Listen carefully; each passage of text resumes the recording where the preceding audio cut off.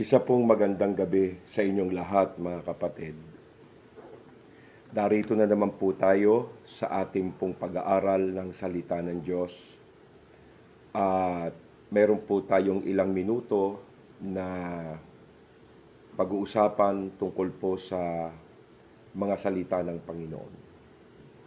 At nais ko pong dugtungan yung ating pong sinisiris na suffering, mga kapatid, sapagkat ito po yung nararanasan natin ngayon, pinagdadaanan natin, at ito rin po yung nagiging dahilan kung bakit po tayo nakakaranas ng iba't ibang paghihirap, suffering emotionally, mentally, mga kapatid, physically, and then spiritually. Kasi medyo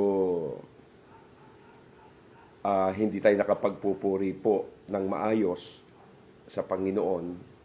Kaya kailangan nating magtiis, magsakripisyo. Ang Diyos naman ay hindi po nagpapabaya sa kanyang mga pangako at naiintindihan naman ng Panginoon yung ating mga kalagayan ngayon kung bakit hindi po tayo nakapagsasama-sama ngayon sa mga pagsamba sa ating mga churches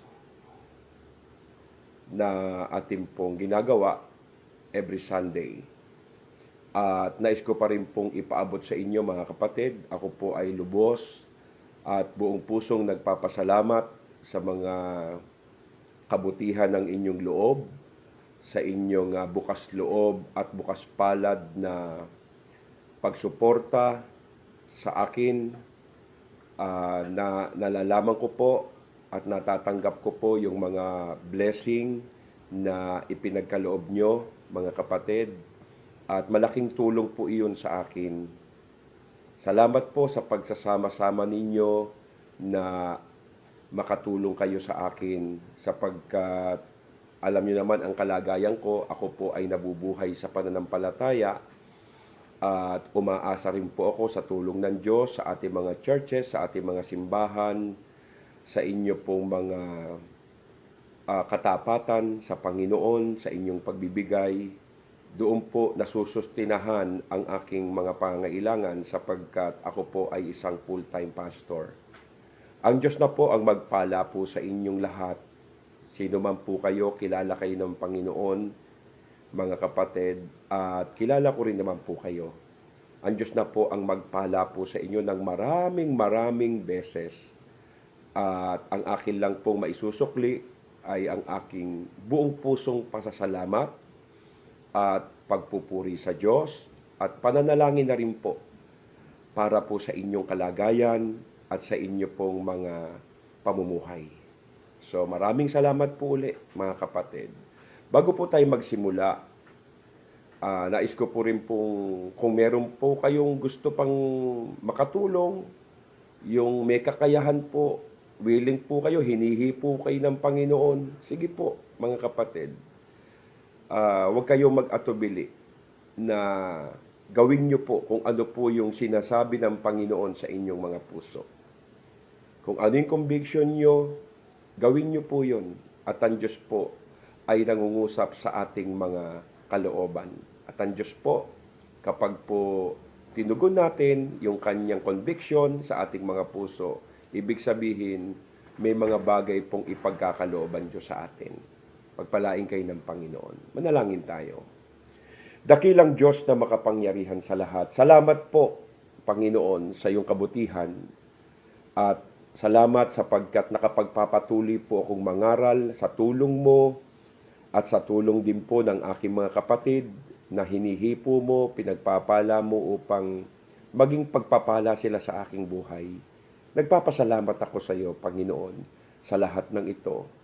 At ikaw ang Diyos na makatarungan at matuwid, na hindi mo pababayaan ang taong tapat, Panginoon, na hindi ka rin maging tapat. Sapagkat ang sabi mo sa Kawikaan, tapat ka sa mga taong tapat.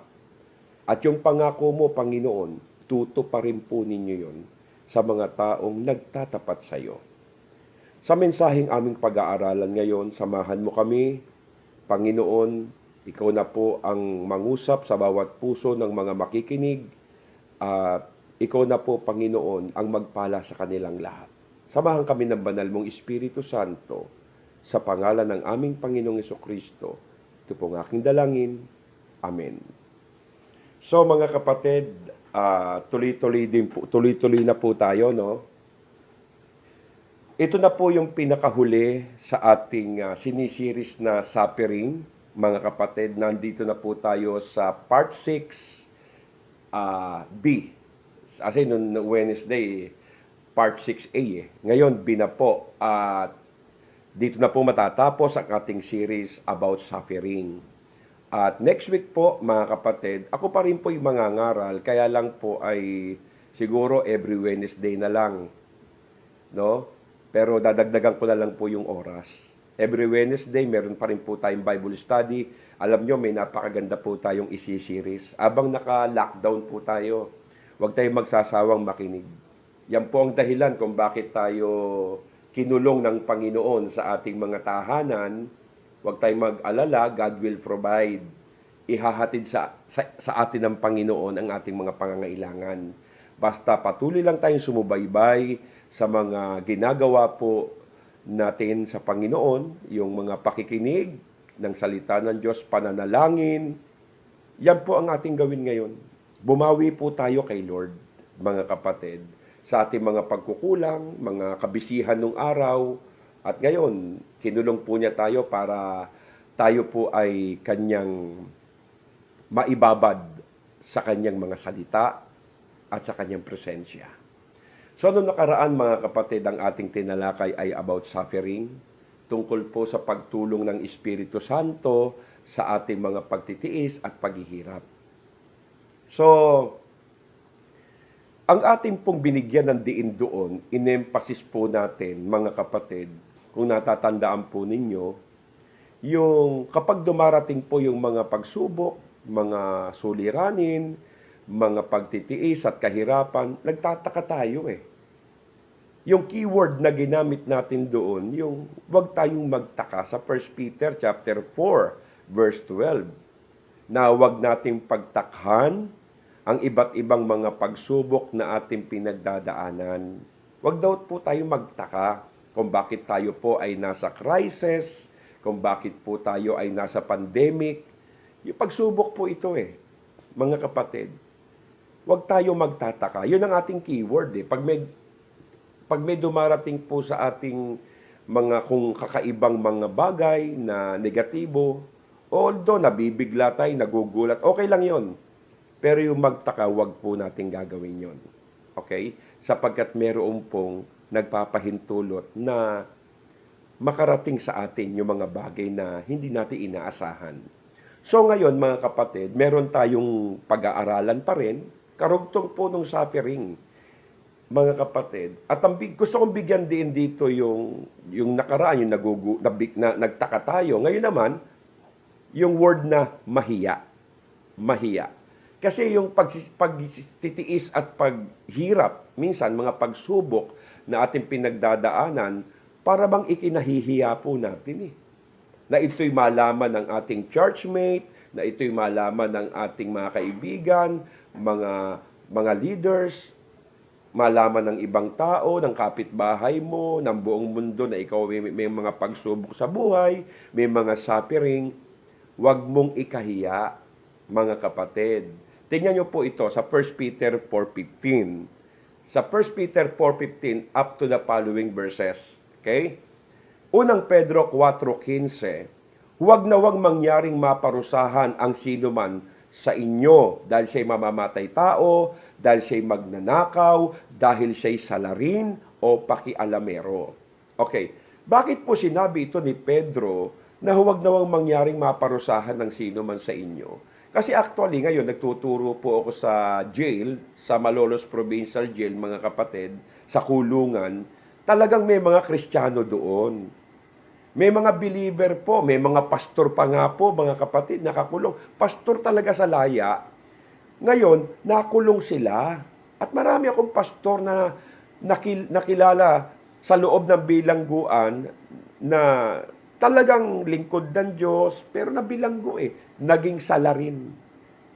May mga tao silang nabiktima. Siguro, hindi sila nakapagtagumpay sa pagsubok ng kahirapan, gumawa ng pagkakaperahan, yung mga ganon.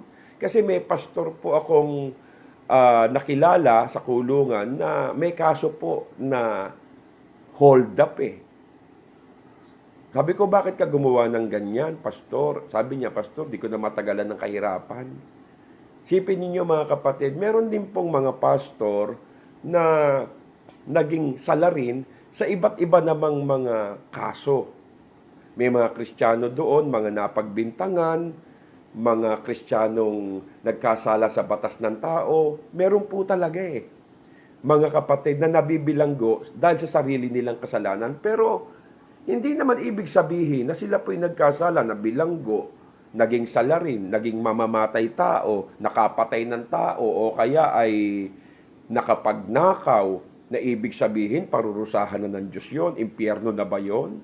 Hindi po, mga kapatid. Ang Diyos naman ay Diyos ng pagbibigay at kahabagan. So, wag nawang mangyari maparusahan ng sino man sa inyo dahil siya'y mamamatay tao, magnanakaw, salarin o pakialamero. Sa verse 16 ng chapter 4 ng 1 Peter, ngunit kung kayo'y magdusa, tingnan ninyo, magdusa, maparusahan, mabilanggo, dahil sa pagiging Kristiyano, huwag ninyong ikahiya ito. Actually, marami sa ibang bansa, mga kapatid, lalo na sa lugar ng mga walang kinikilalang Diyos, mga komunistang bansa. May mga Kristiyano talaga, may mga pastor na nakabilanggo doon dahil sa pangangaral ng Ebanghelyo. Kaya, ngunit kung kayo magdusa dahil sa pagiging Kristiyano, huwag ninyong ikahiya ito. Sa halip magpasalamat kayo sa Diyos sapagkat taglay nyo ang pangalan ni Kristo. Kung ang pagdurusa mo, pagtitiis mo, yung mga pagsubok na pinagdadaanan mo ay dahil sa pagiging Kristiyano mo, magpasalamat daw po tayo, mga kapatid. Dahil dala-dala natin ang taguri ng pagiging Kristiyano. Dala natin ang pangalan ni Kristo. Sa verse 17, ng chapter 4 ng 1 Peter, dumating na ang panahon ng paghuhukom. Dumating na raw po, mga kapatid. At ito'y magsisimula sa bayan ng Diyos. At kung sa atin ito magsisimula, ano kaya ang magiging wakas ng mga hindi sumusunod sa mabuting balita ng Diyos? Ibig sabihin, nagsisimula na po yung paghuhukom. Alam niyo yung paghuhukom sa ating mga Kristiyano, yung mga paghihirap, yung mga suffering. Ito po, kasi tayo po kasi hindi na po tayo huhukuman. Tayong mga tunay na Kristiyano, mga pinili, mga anak ng Diyos, mga hinirang, mga tinawag, mga kinasangkapan, mga ginamit ng Panginoon, mga kapatid, at mga taong binasbasa ng Espiritu ng Diyos. Tayo po kasi wala na po tayong judgment Hindi na po tayo haharap sa hukuman ng Diyos. Sabi po ng Romans chapter 8 verse 1, hindi na po tayo haharap sa hukuman ng Diyos. Pero may hatol po tayo dito sa mundo. Ang hatol sa atin ng Diyos dito sa mundo, kasi lahat naman po tayo ay nagkakaroon ng kasalanan, kamalian. So dito pa lang, pinagbabayaran na po natin yung mga kasalanang nagagawa natin. At ang nagiging hatol sa atin ng Panginoon, yung mga suffering, yung mga problems, yung mga persecution, yung mga trials. Ito po'y bahagi lamang ng paghatol po ng Panginoon, mga kapatid. At ito'y nagsisimula sa atin. Kaya nga ang tanong dito, kung sa atin ito magsisimula, ano kaya ang magiging wakas ng mga taong hindi sumusunod sa mabuting balita ng Panginoon? Sa verse 18 ng 1 Peter chapter 4, tulad ng sinasabi ng kasulatan, kung ang taong matuwid, napakahirap na pong maligtas. Paano pa maliligtas ang hindi kumikilala sa Diyos? Kung yung taong matuwid na, Napakahirap maligtas. Maliligtas, kaya lang dadaan sa hirap. Dadaan sa suffering. Sabi nga ng Bible, mga kapatid, daranas muna kayo ng maraming kapagsubukan, kahirapan, bago kayo makapasok sa kaharian ng Panginoon. Kaya tandaan ninyo, maling tugon ang mahiya kapag tayo may pinagdadaan ng mga pagsubok, mga suffering. Nahihiya tayo kasi unang-una, mahalaga sa atin ang reputasyon natin. Mas binibigyan po natin ng pagpapahalaga yung reputasyon, kaya minsan tinatago na lang natin yung mga pinagdadaanan natin pagsubok at ayaw nating malaman ng iba yung mga suffering natin. Kasi ang mahalaga sa atin, reputasyon. At baka may masabi sa atin yung ibang tao. Alam nyo mga kapatid, maling ikahiya ang paghihirap dinaranas natin bilang Kristiyano. Kasi kapag ganoon, na ikinakahiya po natin yung mga suffering natin, magtatago ka sa halip na magpakita ka, ipakita mo kung sino ka. Ipakita mo kung sino ka kasi itatago mo sarili mo, ikakaila mo para kasi baka inisip mo lalaiting ka na bakit Kristiyano ka, bakit ganyan ang buhay mo. Hayaan mo sila na ganunin ka nila. Mga kapatid, huwag mong ikakahiya. Kasi pag kinakahiya mo, ang mangyayari sa'yo, tatahimik ka na lang sa halip na magsalita ka tungkol kay Kristo. Hindi naman tayo exempted sa suffering Normal po yan. Ang abnormal, yung walang suffering. Totoo naman Sabi ko nga sa inyo nakaraan, huwag ka magtaka pag may mga pagsubok tayo, may paghihirap, magtaka ka kung wala tayong pinagdadaanan. Kaya minsan natatakot tayong humarap sa mga tao Kasi nga dito sa mga suffering natin. Alam nyo, ganyan ang nangyari kay Apostol Pedro, mga kapatid. Dinakip siya nang si Kristo po'y dinakip, mga kapatid, siya po'y sumunod. Sumunod po siya, nagdakpin si Jesus Christ. Ngayon, nakilala siya ng mga tao na apostol siya ni Kristo. Kaya tinanong siya, di ba alagad ka ni Jesus? Alam nyo mga kapatid, sabi sa kanya, di ba kilala mo si Jesus? Itinanggi po niya mga kapatid, ikinahiya niya. Kinahiya niya si Jesus Christ. Tinanggi niya 3 beses. Dahil alam niya, daranas siya ng suffering. Pag inamin niya, alagad siya ni Kristo, isa sa daranas ng hirap sa kamay ng mga sundalo Romano. Kaya ang ginawa niya, kinahiya niya si Kristo, tinanggi niya. Ganun po ba tayo? Pero noon, ganun si Peter. Pero hindi na siya umabot sa ganun sapagkat dumating yung baptism Yung after the baptism of the Holy Spirit, Peter, courageous. Naging matapang na siya. Hindi niya na ikinahiya, Panginoon. Yun ang mahalaga sa atin, mga kapatid. Alam nyo yung baptism of the Holy Spirit. Pag tayo po ay nabautismuhan ng Espiritu Santo, magkakaroon na po tayo ng lakas ng loob, ng tapang, kakapal na po mukha natin. Matututo ka ng lumuhod sa Panginoon pag nagpupuri ka, matututo ka ng magtaas ng kamay, matututo ka ng umiyak sa Panginoon. Kasi minsan sinasalang-alang po natin yung pagkatao natin, hindi yung pananampalataya po natin Yun ang problema sa maraming Kristiyano. Ipakita mo na, ipakilala mo kung sino ka. Huwag mong itago ang identity mo as a Christian.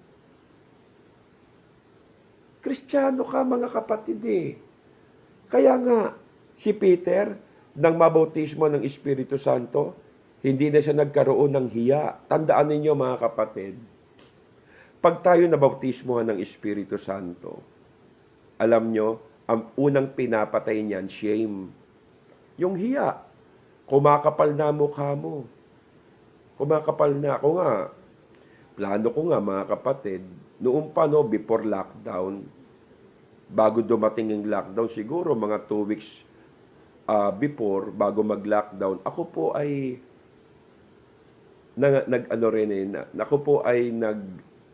nangarap. Di naman siguro sabihin yung nangarap. o nagka-desire, nagka-burden na ako po'y mangaral sa mga pampasaherong sasakyan. Totoo po yun. Gusto ko po mangaral sa bus. Pero hindi po ako manghihingi. Ako po'y magbibigay ng Bible. Siguro bawat bus na papanikin ko, magbibigay ako ng 5 Bible. Mangangaral siguro ako ng mga 15 to 20 minutes. And then magbibigay akong Bible. Siguro sa loob ng isang linggo, 2 beses po ako mangangaral sa bus. Diyan po sa EDSA o kaya patungong probinsya. At ako po'y magbibigay ng Bible. Yun po ang aking desire. Kasi maraming mga tao hindi natin naaabot eh. So tayo po aabot sa kanila. Kaya yun po ang aking pasanin, makapangaral sa mga pampasaherong sasakyan, especially sa mga bus, mga kapatid. Maraming tao ron. At alam ko yun po ang nais ng Diyos na ipangaral natin ang kanyang salita sa lahat ng tao, sa lahat ng bansa. So, kaya ngayon nangyari kay Pedro, pinagsisihan niya yun eh. Yung pagkakaila niya kay Lord. Pagtalikod niya, nagsisi siya ng buong pait. Kung bakit niya ginawa sa Panginoon yun. Kaya kung ikinakahiya natin si Lord, kapatid, umiyak ka na ng buong pait. Kung kinakahiya mo yung pinagdadaanan mong suffering bilang Kristiyano, hindi dapat yun. Magsisi po tayo dyan, mga kapatid. Wag natin ikakahila kahit ang maging katumbas niyan ay paghihirap, pagtitiis. Sige lang. At least hindi mo kinahiya Panginoon. Kasi pag kinahiya mo si Lord, kakahiya ka rin niya pagdating ng anak ng tao sa kanyang kaluwalhatian sa langit. Kaya ganyan din nangyari mga kapatid kay Peter. Si Pablo din. Pero si Pablo, hindi niya kinahiya ang Panginoon. Yung paghihirap niya alang-alang kay Kristo, ang daming suffering ni Pablo. Pero hindi niya kinahiya yon. Kaya sinabihan niya si Timoteo Sa 2 Timothy chapter 2 verse 1, chapter 1 verse 8. Ito ikalawang Timoteo 1:8. Kaya huwag mong ikahihiya ang pagpapatotoo tungkol sa Panginoon. Kapag tayo nagpapatotoo, kapag tayo hindi nagpapatotoo, kasi nahihiya tayo. Kapatid, ang daming magagandang bagay na ginawa ang Diyos sa'yo. Huwag mong ikahihiya ang pagpapatotoo tungkol kay Kristo, tungkol sa pagiging Kristiyano mo, tungkol sa mga ginawa sa'yo ng Panginoon. Yung pagpapatotoo kasi, mga kapatid, yung totoo. Hindi kwentong kutsero, hindi po yun. Yung pagpapatotoo, hindi yung ididetalye mo pa, na naglalakad ka, napunta ka sa ganito, hindi ganun. Direct to the point. At ang pagpapatotoo talaga, si Lord ang naluluwalhati. Yun po ang testimony. Kaya sabi ni Pablo, Timoteo, wag mong ikakahiya ang pagpapatotoo tungkol sa Panginoon o ang aking pagkabilanggo dahil kay Kristo. Sa halip makihati ka sa kahirapan dahil sa mabuting balita sa tulong ng Diyos. Kaya nga sa 2 Timothy chapter 1 verse 12, at yan ang dahilan kung bakit ako nagdurusa ng ganito. Gayunman hindi ko ikinahiya ang nangyayaring ito sa akin, sabi ni Pablo, sapagat lubos kong nakikilala ang aking pinananaligan. Pag kilala mo si Lord, di ka mahihiya, di mo siya ikakahiya, di mo ikahihiya yung mga pinagdadaanan mo. At natitiyak ko, maiingatan ng Panginoong Hesukristo hanggang sa huling araw ang ipinagkatiwala ko sa Kanya. Alin yung ipinagkatiwala natin sa Diyos? Yung ating pagtitiwala, yung ating pananampalataya, yung ating pananalig. Hindi tayo ipapahiya ng Panginoon. Di ba sabi ng Roman, chapter 10, hindi mapapahiya ang sino mang nananalig sa akin. Kaya kahit na siya'y nakulong, si Apostol Pablo, sinabi niya na nais niya na hindi niya ikahiya yung pagkabilanggo niya, kundi para mabigyang karangalan ang Diyos sa harap ng maraming tao. Sabi nga sa Philippians 1:20, Pilipos 1:20, ang aking pinakananais at inaasahan ay huwag ako magkulang sa aking tungkulin. May tungkulin po tayo. Huwag ka magkukulang doon. Kung ano yung ministry mo, may tungkulin ka ron. May responsibility ka, may gampanin ka, may duty ka sa Panginoon. Kapatid, di ka tinawag para lamang makinig, umaten, mag-church. No.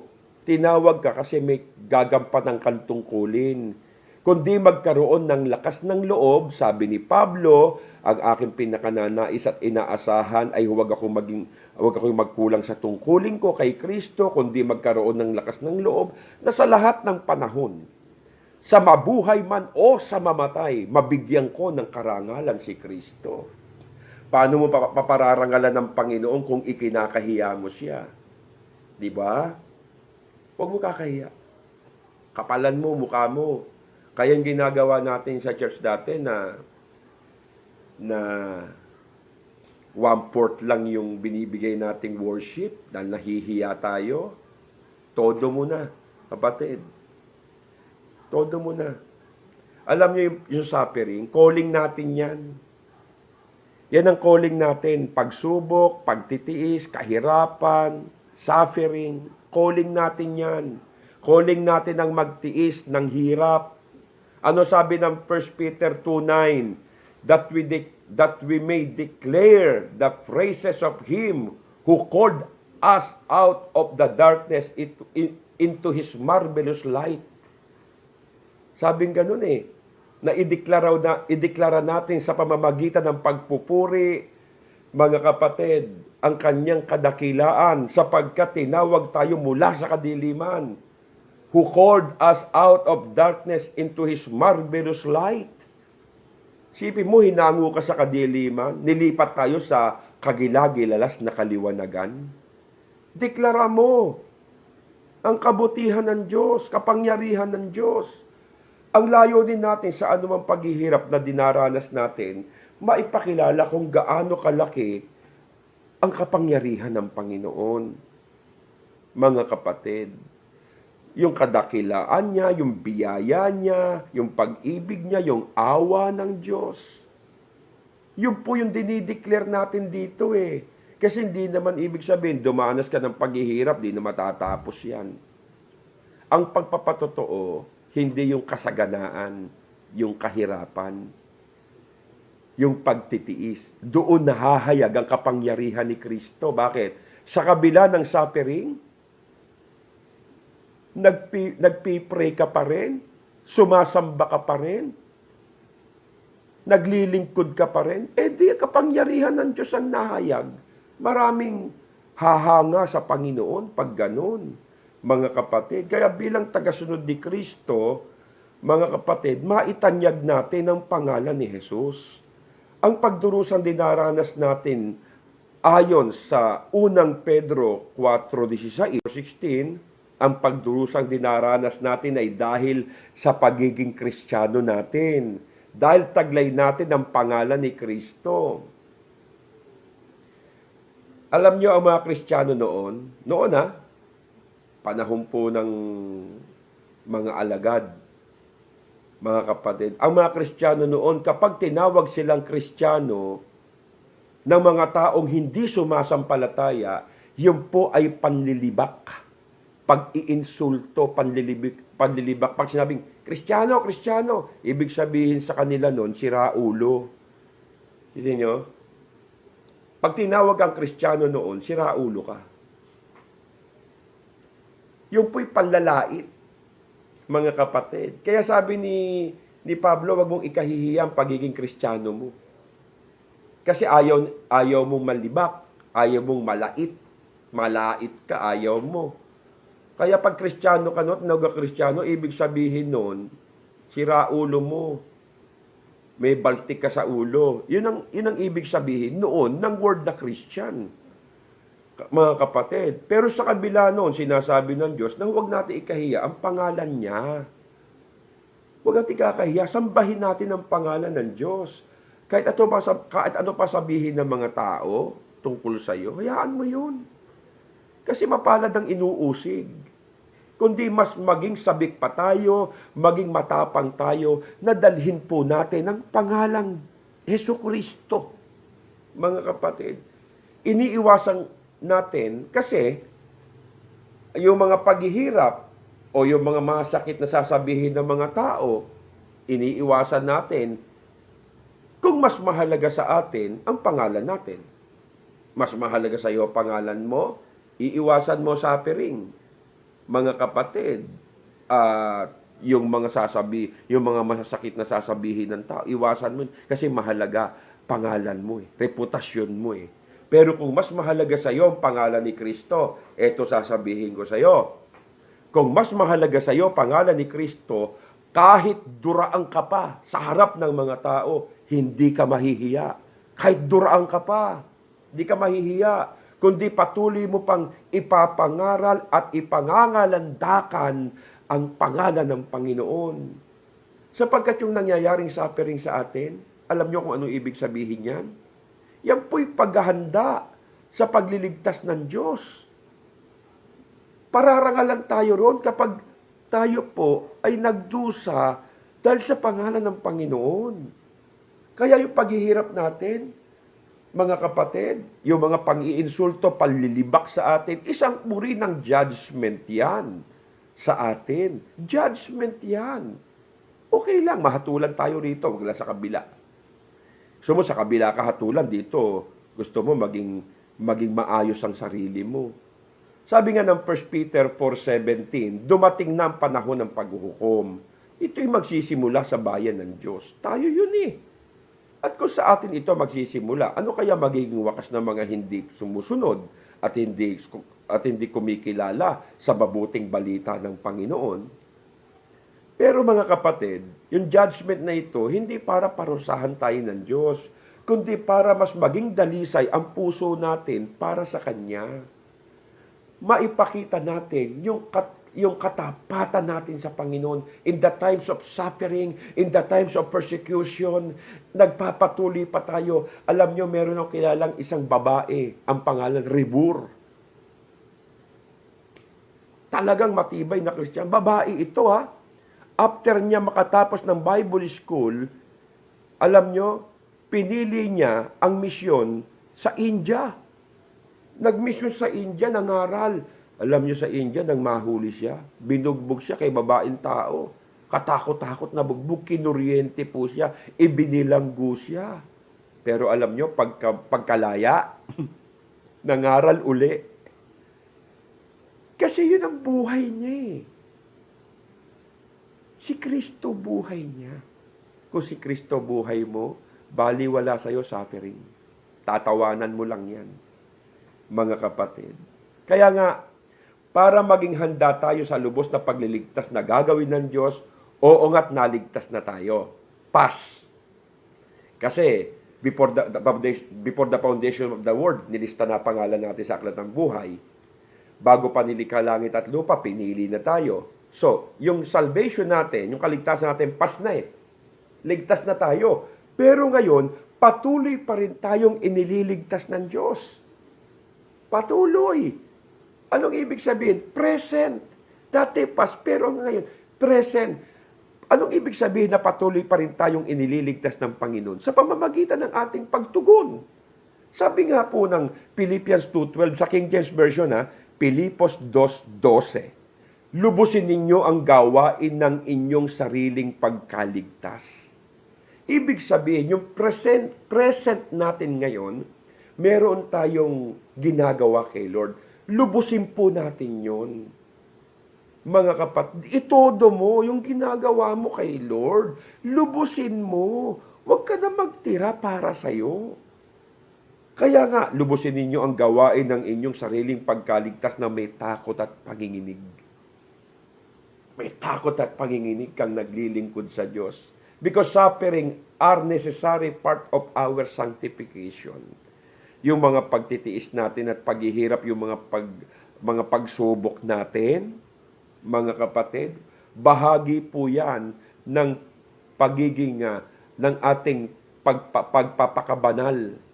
Okay? Binabanal tayo ng Diyos sa mga suffering. Nililinis niya tayo sa mga suffering. Yung suffering natin, paglilinis ng ating mga kasalanan yon na nagagawa. Mga kapatid, sipin mo, nababayaran na ng suffering mo yung kasalanang nagagawa mo. Kaya pagharap mo sa Panginoon, tubos ka na. Kasi binayaran mo na Kaya hindi dapat ikahiya. ang mga pinagdadaanan natin sa buhay, sa mga paghihirap natin ngayon, mga kapatid. Sinasanay tayo ng Diyos sa buhay na nakalaan para sa atin.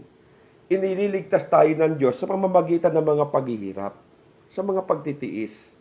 Nililigtas tayo ng Panginoon diyan. At mga pagsubok, ito kasi yung daan patungong kaligtasan, mga kapatid Yung mga pagtitiis natin, paghihirap, pagsubok, yan ang daan patungong langit. Katulad yung dinaanan ni Kristo, patungong krus ng Kalbaryo, yung hirap na pinagdaanan niya, patungo yun sa ating pagliligtas. Yung nakarating siya sa hirap na pinagdaan niya, karating sa cross of Calvary, pinako siya, pinahirapan siya, namatay siya. Yun po ang pagliligtas natin. Kaya nakikibahagi tayo sa paghihirap ni Kristo. Ang mga hindi nananampalataya, yung mga unbeliever, sila ang dapat mahiya. Hindi tayo. Sila ang dapat mahiya sa ginagawa nila, sa mga pagtalikod nila sa Diyos, sa kawalang pananalig nila sa Panginoon. Sila dapat mahiya, hindi tayo. Mga kapatid, isipin na lang ninyo kung gaano katinding paghihirap ang sasapitin ng mga taong wala kay Kristo. Although hindi sila dumaranas ng suffering, tayo dumaranas. Ibig sabihin, lalaitin talaga tayo kasi hindi sila dumaranas. Kasi doon nila daranasin sa kabila yun, mga kapatid. Yung katinding hirap na pagdadaanan nila, daranasin nila, dahil wala silang pananampalataya sa Panginoon. Ito lang sasabihin ko sa iyo, kapatid. Trusting God in Christ's suffering. Magtiwala tayo sa Panginoon, mga kapatid, sa pinagdadaanan nating sakripisyo sa buhay. Isa pang maling tugon, ito pa, yung una, huwag magtaka. Kalawa, mga kapatid, huwag mahiya. Ito ikatlo, huwag magsawa. Huwag tayong magsawa. Maling tugon yan. Tandaan ninyo nung Wednesday, huwag tayong magtaka sa pagsubok. Ngayon, ikalawa, huwag natin ikahiya yung mga pagsubok. Ikatlo, huwag tayong magsawa. 1 Peter 4:19, kaya nga ang mga naghihirap dahil sa kalooban ng Diyos ay dapat magtiwala sa lumikha at magpatuloy sa paggawa ng mabuti. Ang Diyos ay laging tapat sa kanyang pangako. Sinabi niya na magpatuloy dahil ang iba hindi na nagpapatuloy, nagsasawa na. Nalalamig na. Nadidiscourage na, nangihina na, nadidismaya na, nagsasawa na. Bakit nagsasawa? Dahil sa kahirapan ng pagsunod nila sa Diyos. Huwag kang magsawa. Hanggang kamatayan. Maging masigasig ka, maging masipag ka. Kung ang kapalit nga naman ng pagiging tapat mo sa Diyos, okay, tignan nyo. Kung ang kapalit ng pagiging tapat mo sa Diyos ay ang pagpapatalsik sa iyong trabaho dahil ayaw mong gawin ang pandarayang inuutos sa iyo ng boss mo, hindi mo siya nakukonsensya ka, hindi mo matiis. Yung pandaraya, na gawin mo to, kailangan mandaya tayo, na kailangan magsalita ka ng hindi totoo. Minsan nakukonsensya tayo, mga kapatid Okay? Minsan ganyan So, nagkakaroon tayo ng na ipagpapalit natin yung ating pananampalataya sa Panginoon, na ikukompromiso po natin. Minsan, ayaw tayong paabsinin ng araw ng linggo. Linggo, araw ng pagsamba. Struggle tayo, may trabaho ka, araw ng linggo, nakikiusap ka, boss. Araw lang ng linggo, sir. Araw lang ng linggo, bigay mo sa akin, yun na lang po ang off-duty ko. Pero ayaw ibigay dahil sa kailangan mo ng pera, hindi pwedeng wala kang trabaho kasi may binubuhay kang pamilya, may pinag-aaral kang mga anak o kapatid. Kasi ikaw ang bumubuhay sa pamilya mo, mga kapatid. Kaya baka sa halip na tiisin mo ang hirap ng pagiging Kristiyano, ikompromiso mo ang pananampalataya mo. Doon tayo madadali. Mga kapatid, patunayan mo sa Diyos, hindi mo siya kayang ipagpalit kahit sa alinmang bagay na mahalaga sa mundong ito. Kahit sa trabaho mo, yan ang humahadlang sa iyo kung bakit di ka nakakasamba sa Diyos, di ka nakakapagpuri, di ka nakakapaglingkod, nagkukulang ka sa Panginoon, hindi yan bigay ng Diyos sa iyo. Hindi ka niya bibigyan ng pagpapala na lalaban sa Kanya. Tandaan nyo ha, hindi ka bibigyan ng Diyos ng pagpapala, ng trabaho, ng negosyo, kung lalaban yon sa Kanya. Binigyan ka ng pagpapala dahil hindi yun lalaban sa Kanya. Kaya ang tamang tugon dapat ay magtiwala sa Diyos. Ang mga naghihirap dahil sa pagsunod sa kalooban ng Diyos dapat magtiwala sa lumikha, magpatuloy ka lang at hindi magsawa. Magtiwala lang tayo sa Panginoon, mga kapatid. Ang paghihirap natin dahil sa kalooban ng Diyos yan. Ibig sabihin, siya ang nakdakda na maranasan natin ito. Kaya niyang pigilin yung suffering natin, yung trials natin. Kaya niyang pigilin yun. Pero hindi niya ginagawa eh. Ibig sabihin, kasama yan sa plano niya sa buhay natin. Hindi po si Satanas ang nagplano nito, ng suffering natin, ng paghihirap natin. Hindi ang mga taong umiinsulto sa iyo. Ibig sabihin, paplanuhin nila, insultuhin natin yan. Hindi yung nanakit at umabuso sa iyo. Hindi pinlano ng driver na sasakyang bungguin ka. Hindi pinlano ng aso kagating ka sa puwet. Hindi pinlano ng bato, matisod ka sa kanya at nasubsub ka, nabago ang ulo mo. Hindi pinlano ng uutang sa iyo na uutangan ka para subain ka. Mga kapatid, hindi yung taong pumatay sa anak mo, sa asawa mo ang nagplano o ang lahat ng nangyayaring hindi maganda na nangyayari sa iyo, pinlano ng kahit sino man na tao o bagay. Walang nakalusot na sakit o paghihirap na nararanasan natin na nalingat o napikit ang Diyos. Alam po niya lahat yan. Lahat alam niya. Lahat bahagi ng plano ng Diyos para sa atin. Kasama ito sa plano ng Diyos bago pa niya likhain ang mundo. Kaya nga mga kapatid, mapagkakatiwalaan natin ang Panginoon eh. Kahit ano mangyari sa atin, mabuti man o masama, ano sabi ng Romans 8:28? Ang lahat ng pangyayari nagkakalakip-lakip para sa ikabubuti ng umiibig sa Kanya sa lahat ng tinawag ayon sa Kanyang layunin. All things work together for good. Kaya sabi ng 1 Thessalonians 5:18, ipagpasalamat natin sa pangalan ng Panginoon ang lahat ng pangyayari. Masama, mabuti, sapagkat yon ang plano ng Diyos, yun ang layunin ng Diyos, yun ang ibig ng Diyos. Mga kapatid, mapagkakatiwalaan natin siya dahil perfect ang track record niya sa kanyang mga pangako, sa pagtupad niya sa mga pangako niya. Kasama po tayo sa istorya ng Diyos, kapatid. Kapag sinabi niya, tutuparin niya. Sabi niya, hindi kita pababayaan sa panahon ng pagsubok. Tutuparin niya yon. Sabi niya, lahat ng yan para sa kabubuti mo. Tutuparin niya yon. Hindi siya nagsisinungaling. Hindi siya sumisira sa mga pangako niya.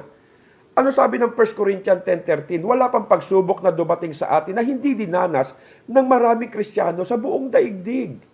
Bagkus pagdating ng pagsubok, mga kapatid, bibigyan niya po tayo ng lakas. Lakas, tandaan nyo ha.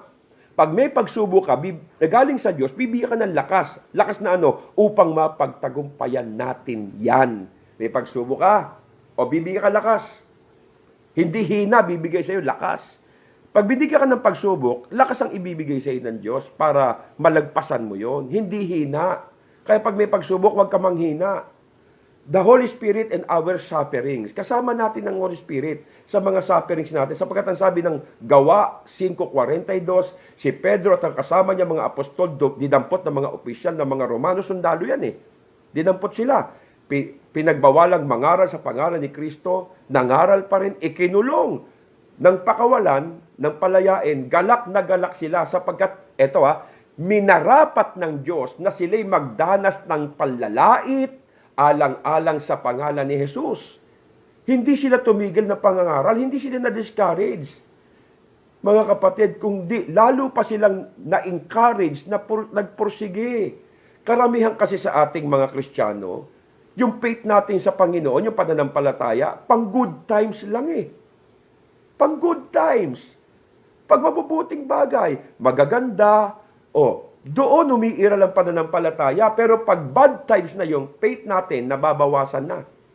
Nawawala na nga minsan mga kapatid Tandaan natin, unang Pedro 4:14, mapalad kung kayo kinukutya dahil kay Kristo sapagkat sumasa inyo ang espiritu ng kaluwalhatian, ang espiritu ng Diyos. Yan ang susi espiritu ng Diyos. Sumasa atin. Pag tayo kinukutya, ibig sabihin kasama natin espiritu. You cannot respond well in suffering if you don't have the Spirit. The Spirit help us respond well in suffering. Kaya kahit pinahihirapan si Pedro, masaya pa rin sila because that the Holy Spirit will give her the strength to stand strong and testify to the truth. Kaya kung kayo sumusunod kay Jesus, nasa inyo Espiritu Santo. Siya ang tutulong sa atin, siya ang magpapalakas sa atin, siya ang kakapit sa atin sa lahat ng panahon, mga kapatid. The Spirit rests upon Him, nasa atin ang Espiritu. Yes, that good news in times of suffering because the Spirit help us respond well in suffering. Rejoicing in God, glorifying God, and trusting in God. Sapagkat God is with us. Okay? So mga kapatid, napakaganda ng mensahe ng Panginoon. So ngayon, pag may pinagdadaanan tayong trials, suffering, persecutions, problems, huwag kayong mag-alala. Kasama natin ang Espiritu ng Diyos. Huwag mo siyang ikahiya, huwag tayong magsawa, pag may dumarating na mga sufferings, trials, huwag tayong magtaka. Mga kapatid, ipakita natin sa Panginoon na tayo po ay mga totoong anak ng Diyos. Yung identification natin, mga kapatid, yung identity natin as a Christian, mapagtiis. Okay? So maraming salamat po mga kapatid sa inyong pakikinig. Abangan nyo sa Wednesday, next Wednesday, meron tayong bagong series habang wala pa po, hindi pa po tinatapos ang lockdown. May mga series po tayo. Sa Wednesday, isang beses na lang po ako mangangaral sa loob ng isang linggo na Bible study po Wednesday. Pero Sunday, abangan nyo, mga kapatid, naku po, meron tayong napakagandang mensahe. Promise ko po sa inyo, mga kapatid, pagpapalain tayo ng Panginoon, abangan ninyo, matatanggap naman nyo yung mga invitation at saka sa ating pong Facebook page, mga kapatid, makikita po natin doon. At yung account ko po, hanapin nyo po, gusto nyo makuha yung account ko, mga kapatid, gusto nyo magpadala sa akin, yung account ko, makikita nyo po sa Facebook page ng Tondo, Jackman, JC Man Tondo. JC Man Tondo, makikita nyo po doon ang aking pong account. Salamat po sa inyo, pagpalain po kayo ng Panginoon, magpalago pa po tayo sa Diyos. God bless all. Magandang gabi po sa inyong lahat.